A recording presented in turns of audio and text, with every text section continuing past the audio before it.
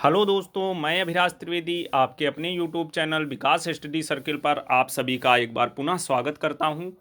दोस्तों, सबसे पहले आप सभी को स्वतंत्रता दिवस की हार्दिक शुभकामनाएं। दोस्तों, जैसा कि आप लोगों को पता होगा, इस बार हम लोग अपनी स्वतंत्रता दिवस की 75वीं वर्षगांठ मना रहे हैं।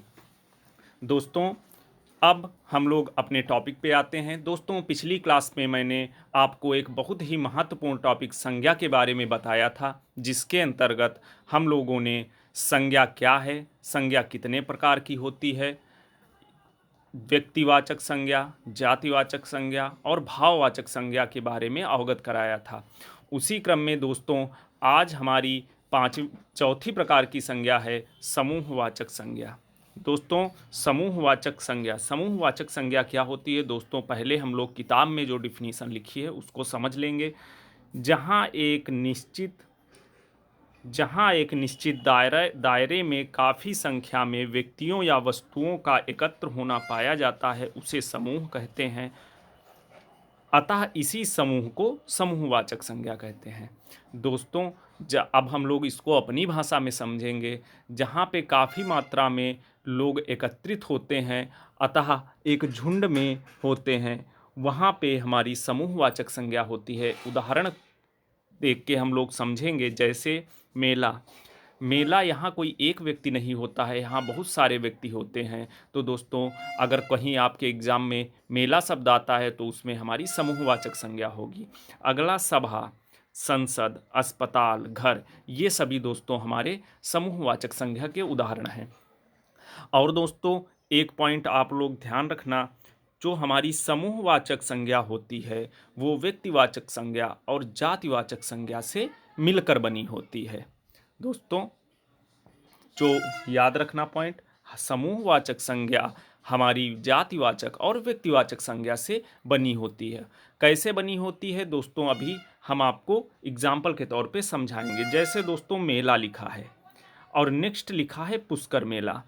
अब आप लोगों ने बहुत अच्छे से, जब मैंने आपको व्यक्तिवाचक संज्ञा पढ़ाई थी तो वहाँ पे व्यक्ति, वस्तु, स्थान ऐसे नाम आते थे, और जातिवाचक संज्ञा के अंतर्गत संपूर्ण जाति का नेतृत्व होता था, जाति के नाम आते थे। उसी प्रकार दोस्तों हम लोग देखेंगे, जैसे मेला।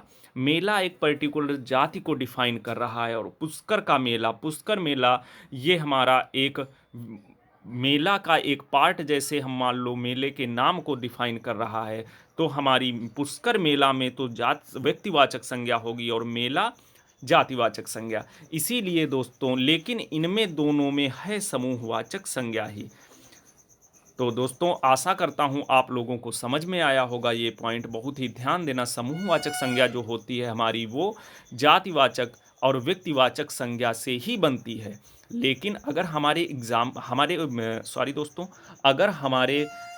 में क्वेश्चन आता है कि मेला मेला में कौन सी संज्ञा है, तो दोस्तों वहाँ पे हम लोग समूहवाचक संज्ञा ही हमेशा टिक करेंगे।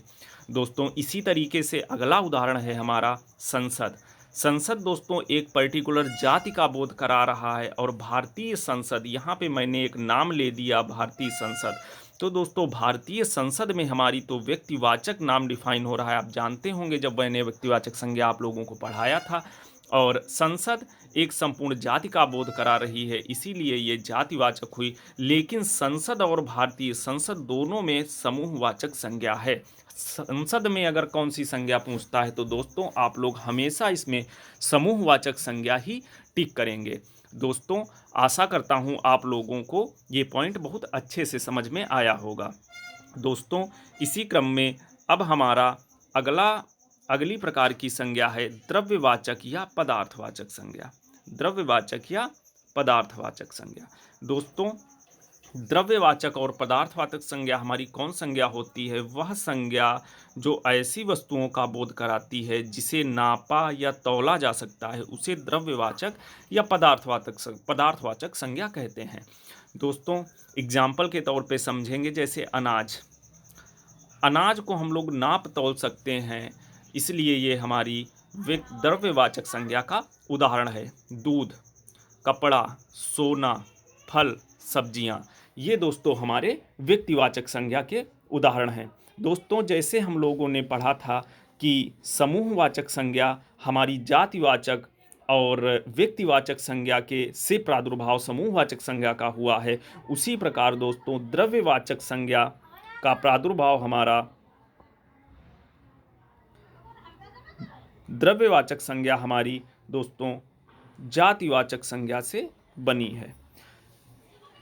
दोस्तों सभी द्रव्यवाचक संज्ञाएं जातिवाचक संज्ञाएं भी होती हैं। हमेशा याद रखना दोस्तों, जो हमारी इस पॉइंट को हमेशा याद रखना, क्योंकि यहीं से हमेशा आपके एग्जाम में क्वेश्चन बनाएगा।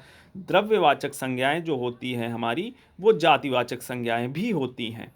लेकिन दोस्तों अगर आपके एग्जाम में ये पूछता है कि सोना, सोना कौन सी संज्ञा है, तो दोस्तों अगर आपके ऑप्शन में द्रव्यवाचक संज्ञा अगर ऑप्शन दिया हो और जातिवाचक संज्ञा भी दिया हो, तो दोस्तों आप लोग हमेशा टिक द्रव्यवाचक संज्ञा ही करेंगे। द्रव्यवाचक संज्ञा अगर नहीं लिखा है तो वहाँ पे आप लोग टिक कर सकते हैं। जैसे सब्जियां लिखा है, अगर यहाँ पे द्रव्यवाचक संज्ञा नहीं दिया है तो हम लोग जातिवाचक संज्ञा को भी टिक कर सकते हैं।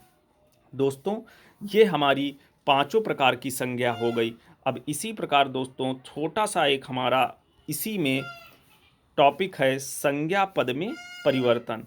दोस्तों संज्ञा पद में परिवर्तन कैसे होता है? पहला इसमें व्यक्तिवाचक संज्ञा से जातिवाचक। जो दोस्तों हमारी व्यक्तिवाचक संज्ञा होती हैं वो जातिवाचक संज्ञा में कैसे परिवर्तित होती हैं देखेंगे। एग्जाम्पल हमारा पहला दिया है, आज घर घर में मंथरा है। दोस्तों आप जानते हो किसी व्यक्ति, वस्तु या विशेष स्थान का नाम हमारी व्यक्तिवाचक संज्ञा होती है। लेकिन दोस्तों यहाँ अगर हम लोग अपना उदाहरण देखेंगे, आज घर घर में मंथरा है, तो दोस्तों यहाँ कोई एक मंथरा का नाम नहीं लिया जा रहा है। मंथरा एक हमारी जाति को डिफाइन कर रही है, तो यहाँ पे इस मंथरा में हमारी जातिवाचक संज्ञा सही होगी। दोस्तों बहुत आराम से देखना, क्योंकि परीक्षा में क्वेश्चंस यहीं से बनते हैं। या दूसरा एग्जाम्पल हम लोग देखेंगे, हमारे देश में जयचंद्रों की कमी नहीं है। दोस्तों आप लोग देख रहे होंगे यहाँ पे जयचंद्र जो है, जयचंद्र एक व्यक्ति विशेष का नाम दिखा रहा है, लेकिन यहाँ पे व्यक्तिवाचक संज्ञा ना होके जातिवाचक संज्ञा होगी। जैसे दोस्तों तीसरे एग्जाम्पल के तौर पे हम लोग समझेंगे कि हर घर में विभीषण है, तो यहाँ पे विभीषण एक नाम नहीं, ये एक विभीषण एक संपूर्ण जाति का बोध करा रहा है, तो यहाँ पे जातिवाचक संज्ञा होगी। दोस्तों आशा करता हूँ आप लोगों को ये पॉइंट समझ में आया होगा। अब दोस्तों दूसरा पॉइंट है हमारा जातिवाचक संज्ञा से व्यक्तिवाचक संज्ञा में परिवर्तन। जो हमारी जातिवाचक संज्ञा होती है वो व्यक्तिवाचक संज्ञा में कैसे परिवर्तित होती है। जैसे दोस्तों देवी, देवी लिखा है तो देवियों में बहुत सारी देवियां आ जाएंगी, जैसे दुर्गा जी, लक्ष्मी जी, ऐसे ही सारी देवियां आ जाएंगी। तो ये देवी जो हमारा शब्द है ये हमारी एक जाति का बोध करा रहा है, तो इस देवी में तो जातिवाचक संज्ञा होगी, लेकिन जो अगर हम दुर्गा लिख देंगे तो व्यक्तिवाचक संज्ञा होगी। ऐसे ही दोस्तों नेता, नेता कोई भी नेता हो सकता है। यहाँ पे हमारे माननीय पीएम मोदी या योगी कह लें, या कोई भी अपने अपने क्षेत्र के विधायक होंगे, बोले तो सभी नेता ही जाएंगे। अगर हम लोग पर्टिकुलर नाम लेके बोल दें कि नेताजी, ये यहाँ के नेताजी हैं, नेताजी सुभाष चंद्र बोस, ये इनके एक नाम का बोध करा रहा है, तो दोस्तों यहाँ पे हमारी नेताजी में हमेशा व्यक्तिवाचक संज्ञा होगी। दोस्तों एक चीज़ हमेशा याद रखना, जातिवाचक संज्ञा से व्यक्तिवाचक संज्ञा में जो परिवर्तन होता है, तो जो व्यक्तिवाचक संज्ञा बनती है हमारी वो प्रायः एकवचन होती है। इस पॉइंट को हमेशा याद रखना, तो दोस्तों आपके परीक्षा में क्वेश्चन कभी गलत नहीं होंगे। तो ऐसे ही नेता हमारा देखो बहुवचन है, लेकिन नेताजी हमारा एकवचन शब्द हुआ। दोस्तों आशा करता हूँ आप लोगों को समझ में आया होगा। दोस्तों इसी प्रकार हमारा अगला परिवर्तन है भाववाचक से जातिवाचक में। जो हमारी भाववाचक संज्ञा होती है वो जातिवाचक संज्ञा में कैसे परिवर्तित होती है, एग्जाम्पल के तौर पे समझेंगे। बहुत ज़्यादा इम्पॉर्टेंट तो नहीं है, लेकिन अब हमारे सिलेबस में है तो हम लोग एक साथ सब कुछ पढ़ते हुए चलेंगे।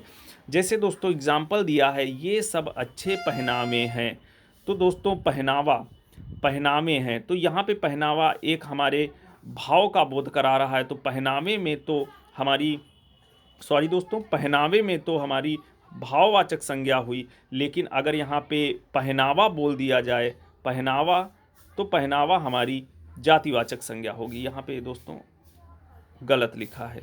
यहाँ पे होगा पहनावे हमारा होगा भाववाचक, भाववाचक, और पहनावा हमारा ये जातिवाचक, जातिवाचक।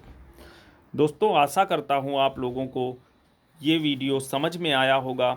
और दोस्तों आज हमारा संज्ञा का चैप्टर समाप्त होता है। नेक्स्ट क्लास में दोस्तों हम पूरी संज्ञा, जातिवाचक, व्यक्तिवाचक, भाववाचक, पांचों संज्ञाएं और जितना हम लोगों ने संज्ञा में पढ़ा है अगली क्लास में दोस्तों हम लोग उसका पूरा रिवीजन करेंगे। तो दोस्तों ज़्यादा से ज़्यादा चैनल को सब्सक्राइब करें, वीडियो को लाइक करें। दोस्तों एक बार पुनः आप सभी को स्वतंत्रता दिवस की हार्दिक बधाइयाँ। दोस्तों जय हिंद।